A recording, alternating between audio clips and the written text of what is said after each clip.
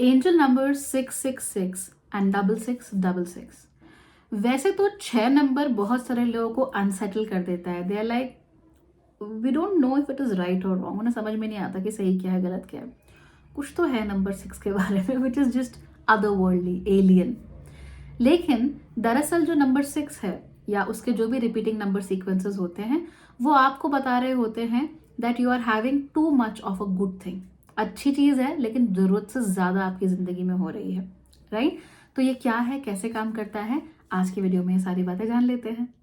Hi everyone, Bhagyashree holistic lifestyle में आपका एक बार फिर से स्वागत है। यहाँ पर हम बहुत सारी इंटरेस्टिंग चीज़ों के बारे में बात करते हैं और जिंदगी को और ज़्यादा होलिस्टिक कैसे बनाया जाए और फुलफिलिंग जिंदगी कैसे जी जाए और मीनिंगफुल जिंदगी कैसे जी जाए वो करने की कोशिश करते रहते हैं।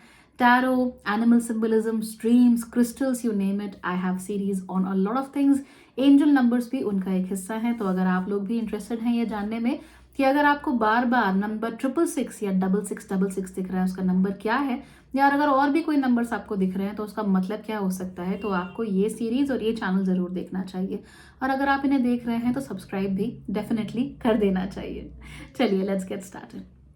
बहुत सारे कल्चर्स में नंबर 666 को सेटन के साथ जोड़कर देखते हैं। सेटन यानी कि शैतान, यानी भगवान का एकदम ऑपोजिट। तो वो कहते हैं कि नंबर 666 सेटन को रिप्रेजेंट करता है, so it's not a good number. Now is it that way? I mean no, not really, not really. दरअसल बात क्या है कि जो नंबर 6 है वो वीनस यानी कि शुक्र को रिप्रेजेंट करता है। शुक्र क्या होता है? शुक्र होता है हमारी जिंदगी की अच्छी चीजें, इंटरेस्टिंग चीजें, प्लेजरेबल चीजें, स्त्रियां। सो ये सारी की सारी चीजें जो कि हमें हमारे जीवन में रस भरती हैं, हमारे जीवन में खुशियां भरती हैं, वो सारी चीजें शुक्र के साथ जुड़ी हुई होती हैं।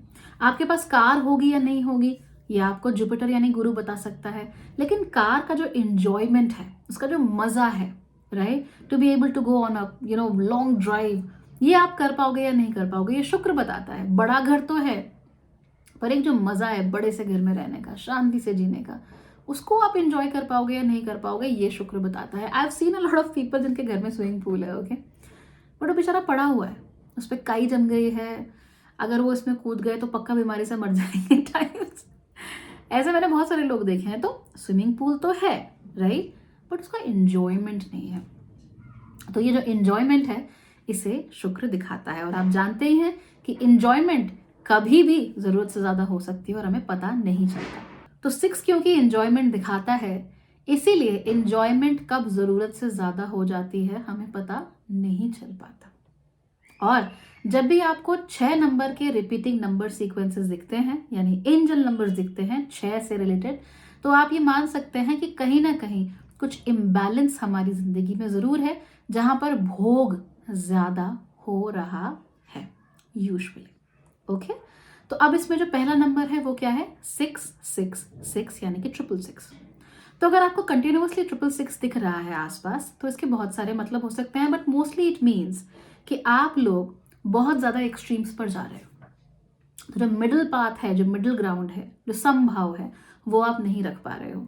अगर आप एक्सट्रीमली इमोशनल हो रहे हो या एक्सट्रीमली अनइमोशनल हो रहे हो, इन बोथ केसेस आपको 666 दिख सकता है, क्योंकि आप एक्सट्रीम पर जा रहे हो, या तो बिल्कुल इमोशन नहीं है या बहुत ज्यादा इमोशन है।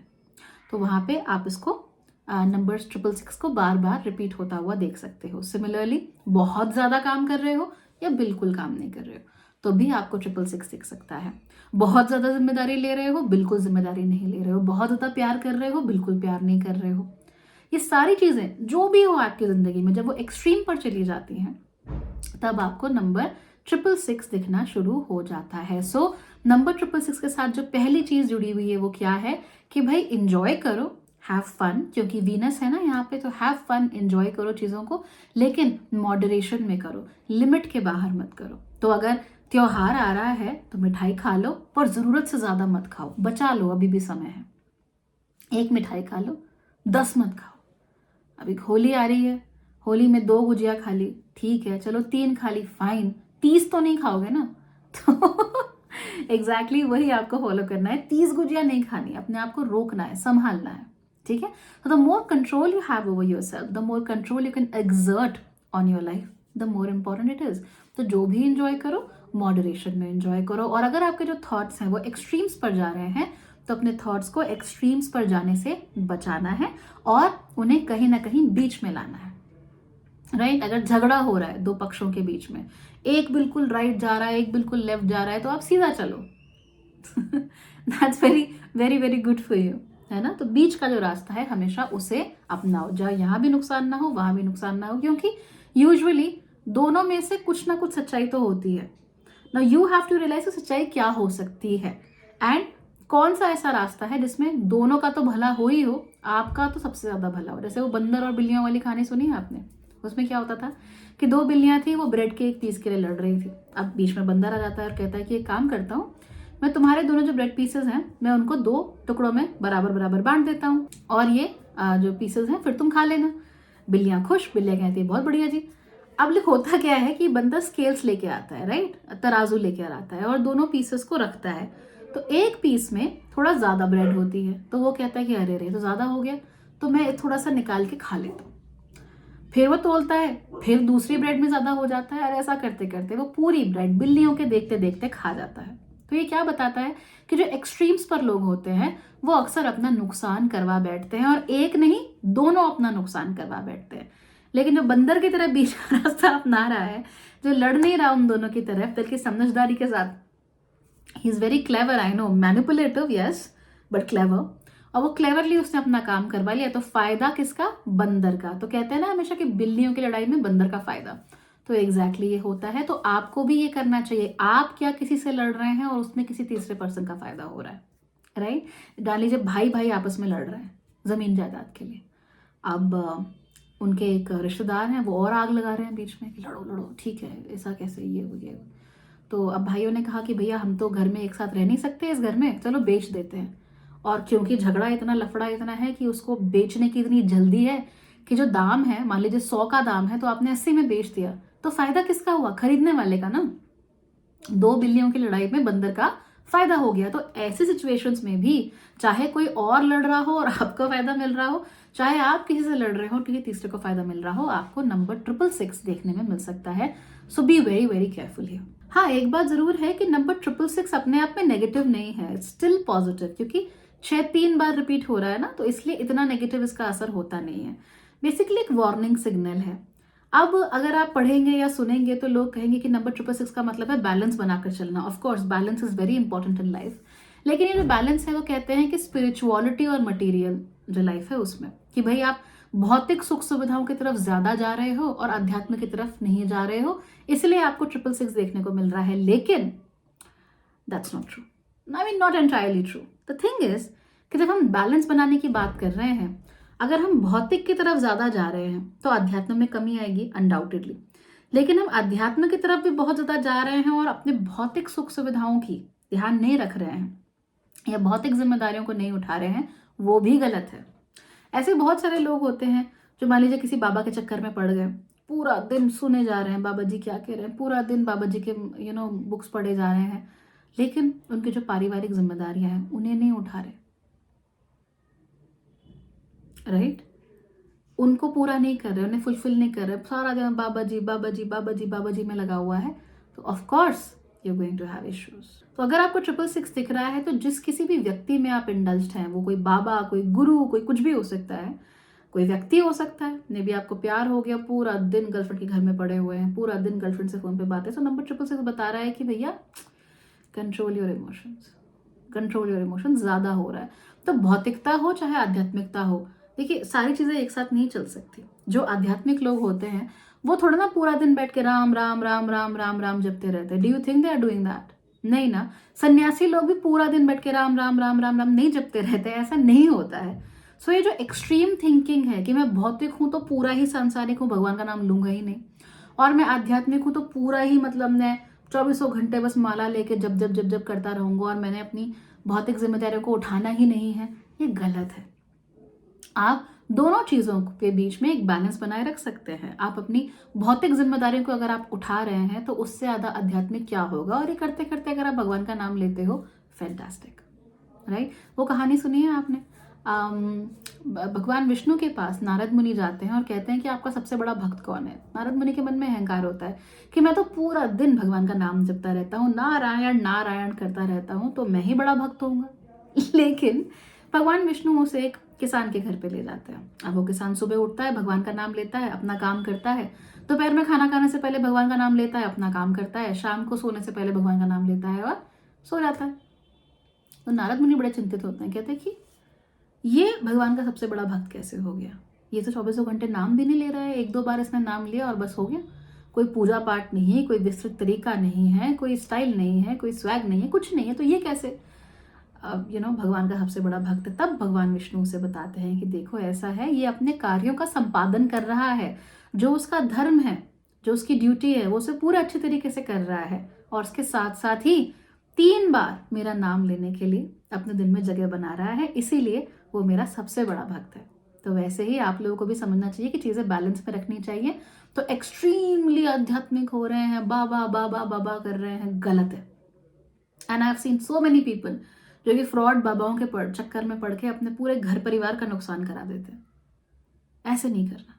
पूरी अपनी कमाई आ रही है, सारा बाबा जी के चरणों में अर्पण कर दिया। अरे आप गृहस्थ हैं, आपकी पहली जिम्मेदारी आपके परिवार के प्रति है, तो आपको पहले वो निभानी चाहिए। परिवार आपका भूखों मर रहा है, परिवार वाले चिंतित हैं, परेशान हैं, दुखी हैं, और फिर आप अपना पैसा अगर किसी के चरणों में अर्पित कर रहे हो तो वो दूषित है, और वो दूषित धन उस व्यक्ति को नहीं मिलना चाहिए। That's wrong. आपको लगा कि आप बड़ा पुण्य कमा रहे हो, आप नहीं कमा रहे हो, sorry. Got it? Yeah good, okay. तो एक just a sec. So this is what it is, stop indulging excessively into something. अब बात करते हैं नंबर 6666 की। तो क्या 3 बार जब 666 आ रहा है जब, तो वो तो कह रहा है कि भैया ओवर इंडल्जेंस हो सकती है, थम जाओ। लेकिन जब 6666 आ रहा है तो वो कहता है कि ओवर इंडल्जेंस हो चुकी है। तो यूं मान लीजिए कि 666 है प्री डायबिटीज और 6666 है डायबिटीज हो गई अब।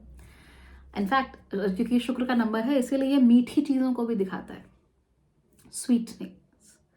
तो ऑफ कोर्स अगर आपको 666 दिख रहा है, it could mean that you are consuming sweetness a lot, things that give you a lot of pleasure. जिन सबको मजा आ रहा है ना, वो आप कर रहे हो, चाहे वो किसी भी चीज़ में मजा आए, पर मजा आ रहा है, रुक जाओ, थमो, ड्यूटी भी निभाओ। जब 6666 दिखा रहा है कि अब आप बहुत ज्यादा इंडल्ज हो चुके हो, रुको, किसी भी तरीके से सुधारो, उसमें चेंज करो, राइट? तो स्वीटनेस बहुत बढ़ गई है। तो बहुत सारे लोग जिनको डायबिटीज, जो बहुत मीठा खाते हैं, डायबिटीज की रेंज में तेजी से दौड़े चले जा रहे हैं, उनको बहुत नंबर 6666 दिखता है। That's very frequent, very common with them. बहुत ज़्यादा आपको फ्राइड फूड खाना है, ऑयली फूड खाना है, डिलिशियस खाना खाना है, हर वक्त ध्यान मैकडी पे आपका लगा हुआ है, हर वक्त फ्राइज खानी है, हर वक्त बर्गर पिज्ज़ा ये वो। They are not bad, but you can't have them all the time. I remember there was this child, he was about 3 years of age, but वो बच्चे को हर दिन फ्राइज चाहिए थी, हर दिन फ्रेंच फ्राइज। उसको अगर वो नहीं मिलती थी तो he used to go mad, बहुत मतलब पूरे घर में दंगा कर देता था। 3 साल का बच्चा, और पूरे परिवार वाले बस फ्रेश फ्राइज उसके लिए लेकर जाना, उसे उस शॉप पे लेकर जाना, फ्राइज दिलाना, वो खाएगा और उसके बाद वो शांत होगा। So it was a huge problem. This is overindulgence and that too at such a young age, और सारे घर वाले उसको इनेबल कर रहे हैं ये करने में, है ना? तो ये जो एक्सेसिव हो रहा है ना, आपको सुनने में ऑड लग रहा हो कि 3 साल का बच्चा ऐसे अच्छा इतना फ्राइज खाए, इतना धसकी, बट ऐसा है। और हम एज एन अडल्ट भी हम ऐसा ही करते हैं ना, चीज़ों के पीछे हम पागल हो जाते हैं। कोई रिश्ता टूट रहा है, पड़े हुए हैं पीछे, चाहिए चाहिए चाहिए, तो प्रॉब्लम तो हो गई आप लोगों को। तो ये जो स्वीटनेस है, जो प्लेजर्स है, हमें मज़ा आ रहा है कि नहीं, कोई है तो सही ना हमारे साथ, जैसे उस बच्चे को मज़ा आ रहा है, नहीं फ्राइज चाहिए मुझे तो चाहिए ना, हो गया ना। तो ये जब आप एक पॉइंट के ऊपर निकल जाते हो, then it shows up at 6666 that you are overindulging. अब यहाँ स्वीटनेस की बात हो रही है तो यहाँ प्यार की भी बात होगी। नाउ बहुत सारे लोग जो या तो लव बॉम्बिंग कर रहे हैं, स्पेसिफिकली अगर आपके आसपास लव बॉम्बिंग हो रही है तो आपको 6666 एज अ वार्निंग साइन नजर आ सकता है। तो जैसे शुरू में क्या होता है, लोग specially if they want to harm you या they want to use you in some way, तो वो क्या करते हैं कि शुरू में आपसे बड़ा लाड प्यार, बड़ी मीठी जुबान इस्तेमाल करते हैं, वेरी एक्सेसिवली स्वीट पीपल। तो यहाँ पे जो एक्सेसिव स्वीटनेस है ना वो बढ़ गई है, यानी शुक्र जो है वो एक्सेसिव हो रहा है, तो वार्निंग साइन है कि थमो, रुको, समथिंग इज रॉन्ग, है ना। शुरू शुरू में बहुत अच्छा, बड़े प्रोमिस करना, बड़े कस्में वादे and all that, you have to stop, you have to stop, right. तो इन चीज़ों पर आपको फोकस करना चाहिए कि एक्सेसिव हो रहा है, बहुत ज़्यादा हो रहा है, and it's not right for you, ये आपके लिए हार्मफुल है, या हो सकता है थोड़ा रुको, थोड़ा थमो, थोड़ा ब्रेक लो एंड देन सी। एक एग्जाम्पल देती हूँ, जैसे नए नए ग्रेजुएट होते हैं, पहली नौकरी लगती है ना, तो ऑफिस का पूरा टूर करवाएंगे, देखो जी यहाँ तो 3 फूड पैंट्रीज हैं, एक आपका अलग से कैंटीन है, पूल टेबल है, इंडोर टेनिस कोर्ट है, बच्चे खुश, वाओ यहाँ तो सब कुछ फिर उन्हें रियलाइज होता है अपनी पूरी ज़िंदगी उन्हें यहीं काटनी है, इसी जेल में, और पूल टेबल यूज़ करने का उन्हें टाइम ही नहीं मिलेगा, और अगर मिलेगा तो भी इसलिए क्योंकि बेचारे घर ही नहीं जा पाए पिछले 12 घंटों में। तो ये सब कुछ बहुत होता है ज़िंदगी में। तो जब भी आपको 6666 दिखे, इट मीन्स कि आप स्वीटनेस में बहुत इंडल्ज कर रहे हो, या तो आप जेन्युइनली बहुत ज़्यादा स्वीट्स खा रहे हो, या fried food and all that, ज़्यादा ऐसी चीज़ों का आपका सेवन कर रहे हो, या फिर you genuinely are indulging in situations जहाँ पे प्लेजर एक्सट्रीम पे जा रहा है।